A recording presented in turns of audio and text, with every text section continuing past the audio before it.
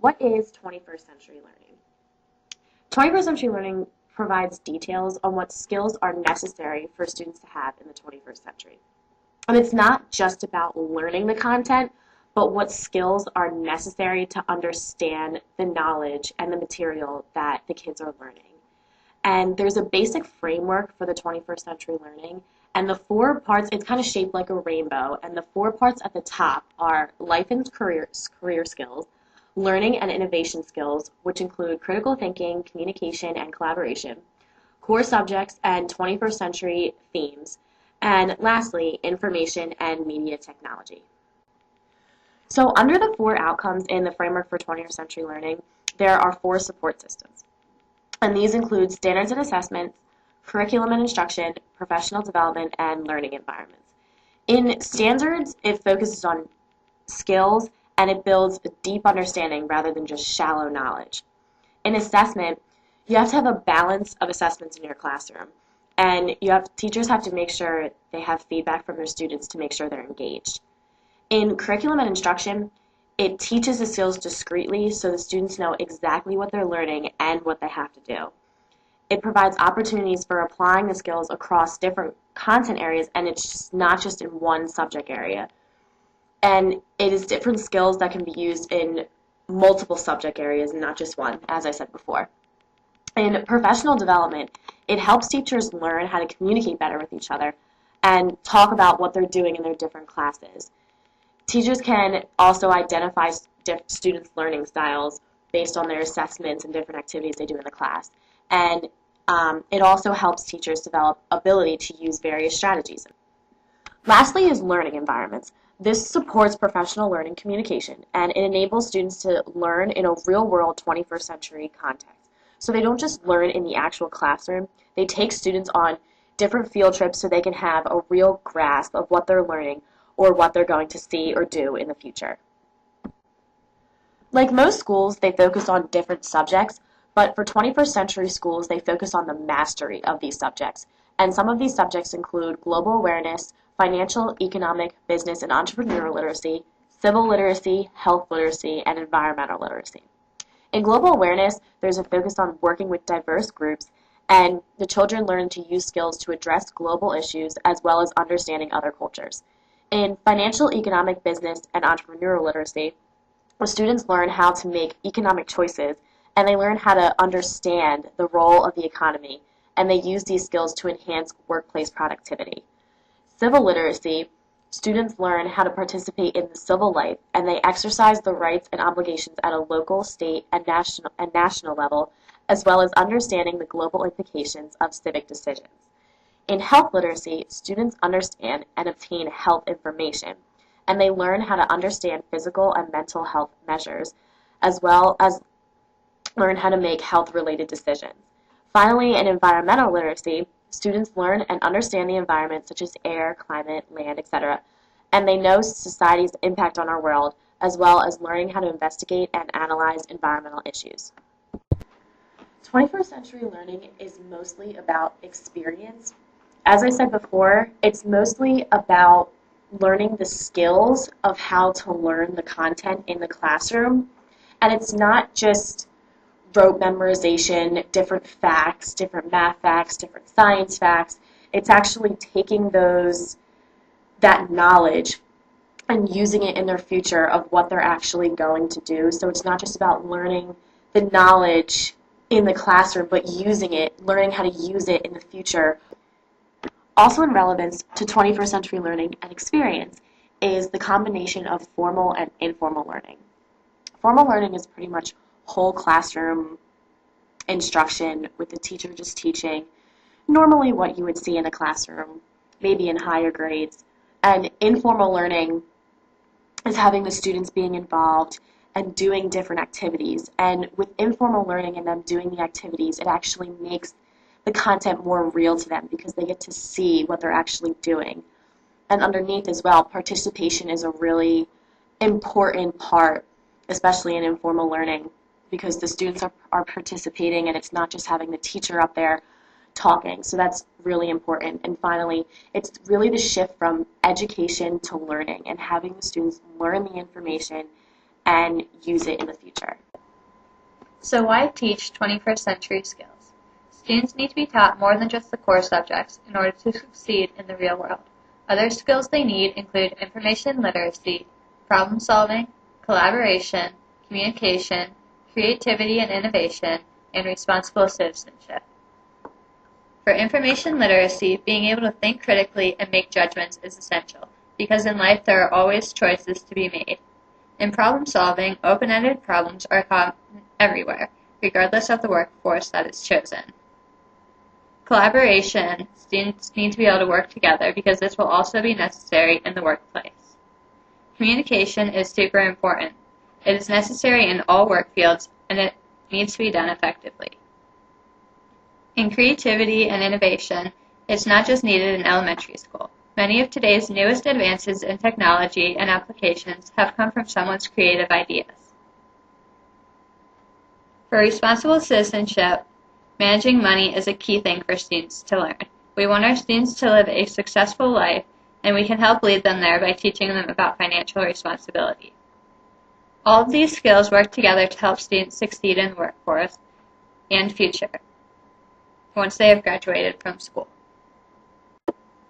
In addition to the 6 core skills of 21st century learning, there are also other important skills. These include arts, physical education, social skills training, imaginative, moral, and spiritual development. Due to the major focus on the core subjects and the high-stakes testing, these curriculum areas are starting to be cut in many schools. Why are 21st century skills important? The economy has shifted from a focus on manufacturing to being driven by knowledge and innovation. The skill demands and job requirements have shifted. Workers are now expected to be well educated, and a high school education is no longer enough.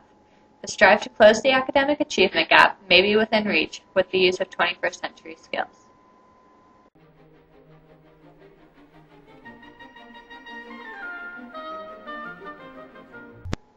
It is important to provide our students with a balanced education.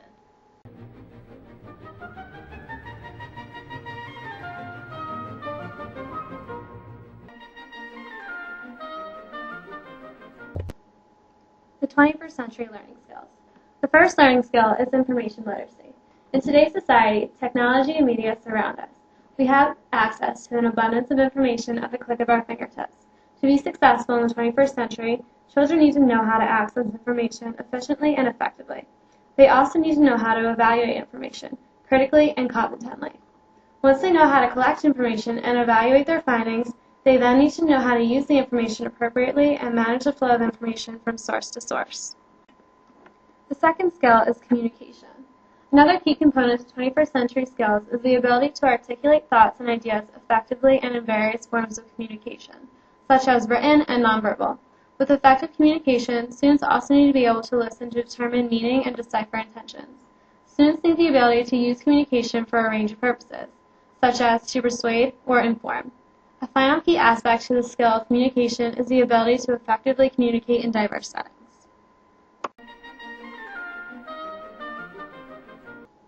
Not only do students need to be successful communicators, but they also need to be able to collaborate with others.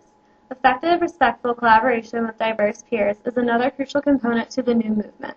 The ability to accomplish common goals between groups members takes flexibility and willingness to compromise. These skills are not innate. Collaboration includes skills that need to be taught to our students. With collaboration, students need to learn to share responsibility as well as recognize individual work. With successful group work, children will gain important skills to succeed in today's classroom and the future. Creativity and innovation is another key component in the 21st century learning skills set. Students need to learn how to use a wide range of idea creation techniques, such as brainstorming, which also has many forms. 2 of these forms are starbursting and round-robin brainstorming.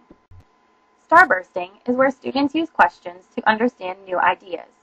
Round-robin brainstorming is where the students need to collaborate with each other in order to come up with new and different ideas. The students also need to learn how to elaborate, refine, analyze, and evaluate their own ideas in order to improve and maximize creative efforts. The fifth component in 21st century skills is problem solving. In problem solving, students need to experiment with both new and familiar concepts while they process information until a viable solution is reached. Students need to be able to reason effectively when they are doing this so that they can rule out any possible outcomes that are not realistic. This causes the students to make judgments and decisions based on what they already know and what they learn through experimentation.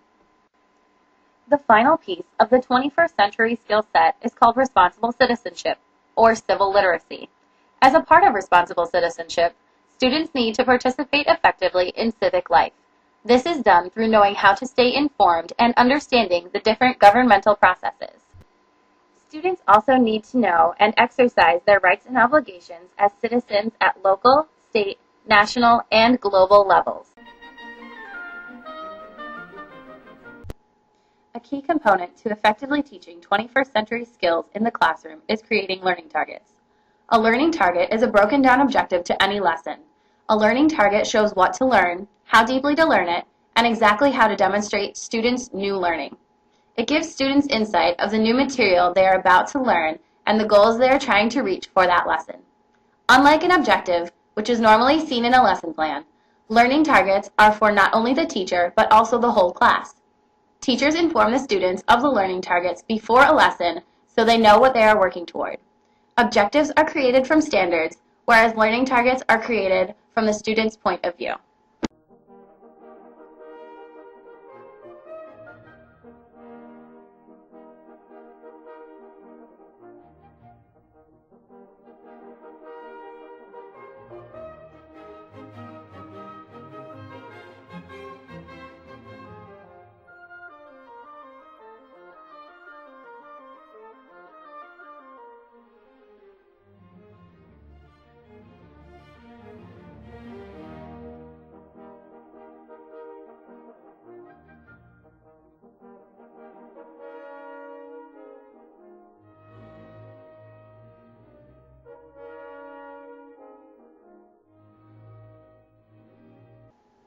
A key strategy to implementing 21st century learning is knowing that skills and knowledge are separate but interrelated.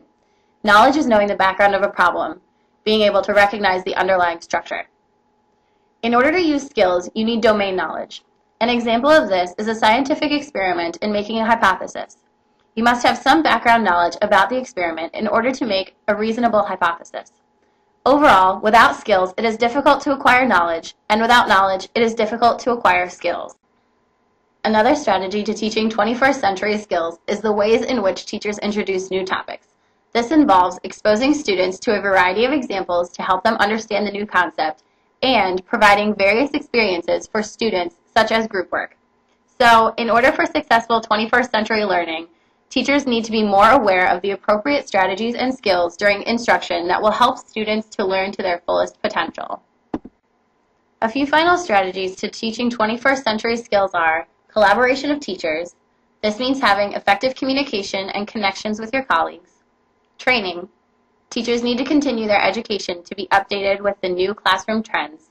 And lastly, tests. Making sure tests measure thinking skills and that they are reliable and comparable between students and schools. Overall, without these critical components, better curriculum, better teaching, and better tests, 21st century skills will be ineffective. Creating more formalized, common standards are not enough. We need to improve in all areas of education. If teachers can look past the challenges to this new movement, 21st century skills can be extremely effective and beneficial for all.